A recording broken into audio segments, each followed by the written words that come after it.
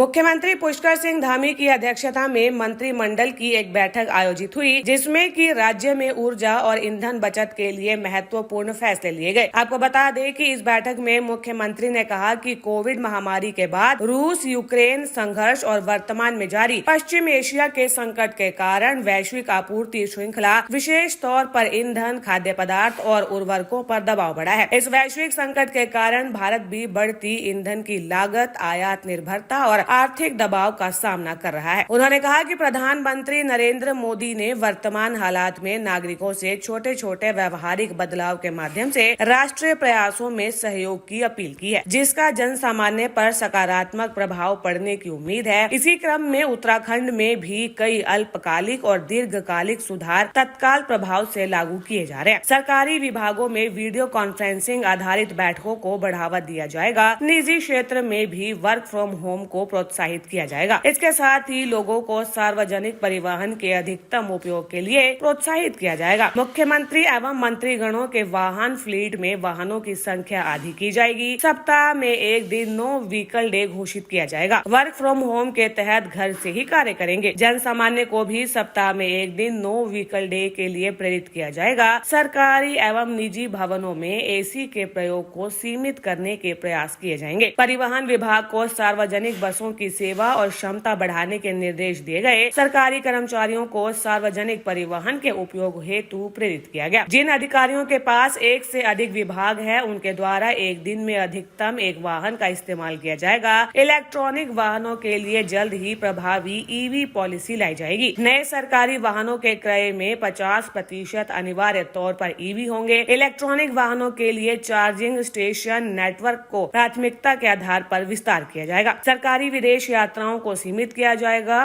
Visit my state अभियान के माध्यम से घरेलू पर्यटन को बढ़ावा दिया जाएगा। राज्य में विरासत, धार्मिक, वेलनेस, ग्रामीण और इको टूरिज्म सर्किटों के लिए व्यापक प्रचार प्रसार किया जाएगा। राज्य में डेस्टिनेशन वेडिंग को प्रोत्साहन और सिंगल विंडो क्लियरेंस की व्यवस्था की जाएगी। उत्तराखंड इस दिशा में पहले ही पहल कर चुका है। प्रवासी भारतीयों को उत्तराखंड में छुट्टियां बिताने हेतु प्रेरित किया जाएगा। मेरा भारत मेरा योगदान जैसे जन जागरूक अभियान चलाए जाएंगे। मेड इन स्टेट अभियान के तहत स्थानीय उत्पादों की बिक्री बढ़ाई जाएगी। सरकारी खरीद में मेक इन इंडिया नियमों का कड़ाई से अनुपालन सुनिश्चित किया जाएगा। नागरिकों को 1 वर्ष तक सोने की खरीद को सीमित करने के लिए जागरूक किया जाएगा। आम जनमानस को कम तेल वाले भोजन से होने वाले स्वास्थ्य लाभों पर जागरूकता अभियान चलाया जाएगा। स्कूलों, अस्पतालों और सरकारी कैंटीनों में तेल उपयोग की समीक्षा करते हुए इसके उपयोग में कमी लाए जाने के प्रयास किए जाएंगे। होटल, ढाबा और स्ट्रीट फूड विक्रेताओं को लो ऑयल मेन्यू अपनाने हेतु प्रेरित किया जाएगा। किसानों को natural farming, zero budget farming और बायो इनपुट्स का प्रशिक्षण प्रदान किया जाएगा। उर्वरकों के संतुलित उपयोग और मृदा स्वास्थ्य पर जागरूकता अभियान चलाया जाएगा। पीएनजी यानी कि पाइप नेचुरल गैस कनेक्शन के संयोजनों को मिशन मोड में चलाया जाएगा। होटल, रेस्टोरेंट और सरकारी आवासों में पीएनजी उपयोग को प्राथमिकता दी जाएगी। पीएम सूर्य घर योजना के अंतर्गत रूफ टॉप सोलर को बढ़ावा दिया जाएगा। गोबर गैस को बढ़ावा देने के लिए पंचायती राज विभाग और ग्राम्य विकास विभाग को निर्देशित किया गया। माइनिंग, सोलर और पावर प्रोजेक्ट की मंजूरी प्रदान करने में तेजी लाई जाएगी। मुख्य सचिव की अध्यक्षता में गठित एचपीसी 60 दिन में प्रस्ताव को अनुमोदन प्रदान करेगी। न्यूज़म के लिए